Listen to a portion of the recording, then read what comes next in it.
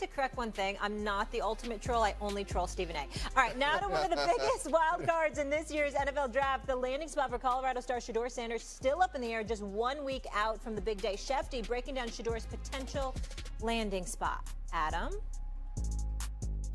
Now, let's start to think and wonder about where Shedeur Sanders is going to go in the, well, Laura, that is the spot that makes the most sense. But would there be a team that jumps up in front of the Steelers? Do they value Shedeur Sanders enough to do that? Would the Giants go ahead and take him at 3? Because right now, it certainly feels like his range, which is a wide range, wider than most players in a draft, is 3 to 21, and I don't like the chances of him going 9.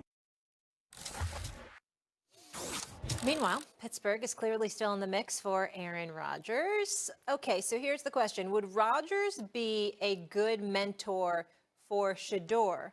Going to you on this, J-Mac. No, I didn't know you were looking at me. No, sorry.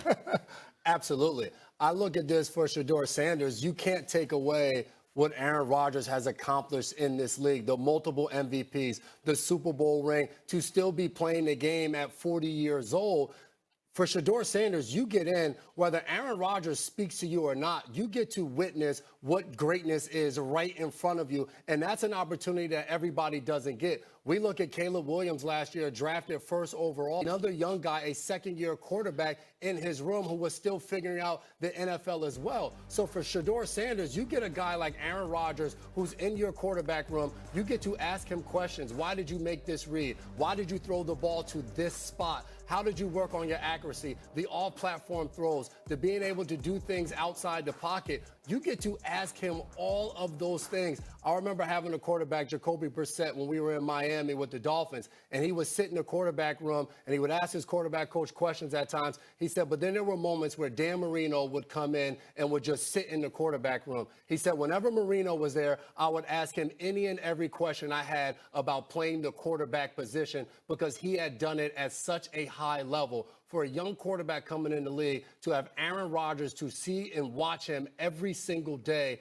you're not going to get a better example of what it is to play the quarterback position at a high level. Whether he can still do it or not physically, being able to take from him mentally will be a huge, huge upside for Shedeur Sanders. J-Mac.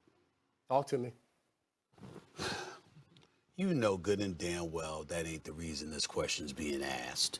Ain't nobody questioning the credentials, the acumen, the cerebral brilliance of an Aaron Rodgers. You're questioning the willingness to teach, the willingness to prep somebody for a career that he has enjoyed for the better part of the last 2 decades at a very elite level. That's all.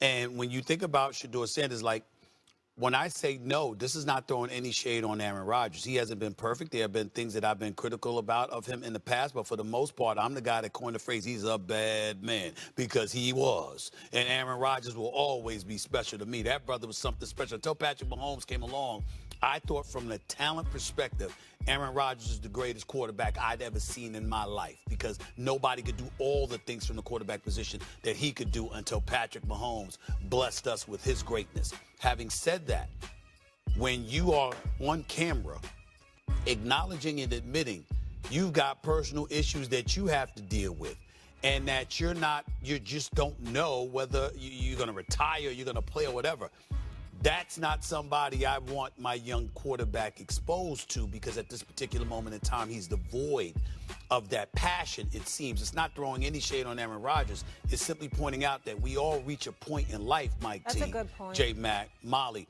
I'm just talking about where you are at that particular moment. I really think that's a good point. Yeah, I see it differently. And let me take it to 2008 in the New York Jets. Brett Favre was really disappointed how things ended in Green Bay, but he had great things to say about this young up-and-coming quarterback, Aaron Rodgers. And it's been well reported that when Aaron Rodgers left the Packers and went to the Jets, he had a really good relationship with Jordan Love. I think both sides would say that. And actually, I see it differently, Stephen A., from this standpoint. Aaron Rodgers knows about his football mortality. And let's say this plays out in Pittsburgh where they draft Shedeur and sign Rodgers. I think Rodgers knows part of his legacy will be what he can sort of teach and be a role model for Shedeur and that'll last long after his playing days. I know from being around teams where we would have guys like LaDainian Tomlinson, Jason Taylor, amongst many others. To J-Mac's point, I want Shedeur to see when Aaron Rodgers goes out, how he hydrates, when does he use the cold up, how does he take notes. There's so many different ways behind the curtains that Rodgers, either directly or even indirectly, how he comports himself, Shedeur can learn a lot for, hopefully the next couple of decades. Well, the indirect part, I'm with you. In other words, watching him and watching how he moves. Yes, I was speaking about directly. In other words, there comes a point in time with all of us, you're just in a certain place and you're not in a position to really articulate a message in a mentorship kind of role to somebody else. Sometimes you're just not there. And the energy to do that. What do you say to that, J-Mac? And I understand that. But I even take for what I'm doing for a living now. The fact that I get to come on this show and I get to see how Molly goes about her day when she's here hosting. Impressive, right? Extremely impressive. I'm like, how does she do it every single day? The fact that I get to come on here and argue with SA and see the way he does TV, the entertainment purposes, the behind the scenes. Whether you guys were talking to me on the break or talking to me on an off day, I get to witness it up close as Mike T looks across from me. I mean, I get to hear Mike T. What do you learn from me? I learned He's waiting for me to say I learned something from him. But hold on a second here. That's a fine. I mean, like, my gosh, like that entire testimony has to be purged from the record. Let me just say something much more fundamental. Look at the Green Bay Packers guys, right? They had Favre, they had Rodgers, now they have Jordan Love. If we're running the Steelers, if the four of us are running the Steelers, I would go see Aaron Rodgers in Malibu, and I would sit down, and I would talk about your legacy, and we have a Hall of Fame coach, and we're going to draft Shedeur Sanders, and you're going to win for today. You don't have to be in the offseason program, Stephen A., because you're dealing with other issues, but when you're in, we expect you to be all in, and part of your job description in 2025 is to help mentor fill in the blank, Shedeur Sanders, Jackson Dart, whomever, and when you're done playing, much the way Brett Favre took a lot of pride in your development, we want you to take pride in the development of the next great Steeler quarterback. And from a Pittsburgh standpoint, that's ideal because you have a chance to win now. You have two great receivers. You have a Hall of Fame coach.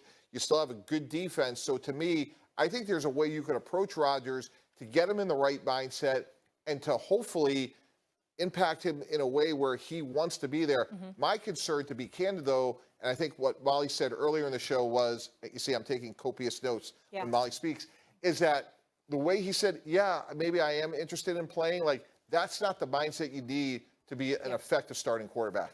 Yeah, let me just say one thing really quickly. We've all covered a lot of drafts. I feel like there's so many question marks still. It's going to be so exciting. Yeah, absolutely. I mean, maybe you obviously know more than I do, but I feel like there's so many spots we're still unclear about, even at the top. So it's going to be really fun. All right, we'll keep it rolling. Number 2, number 12 will officially be untouchable in Colorado history.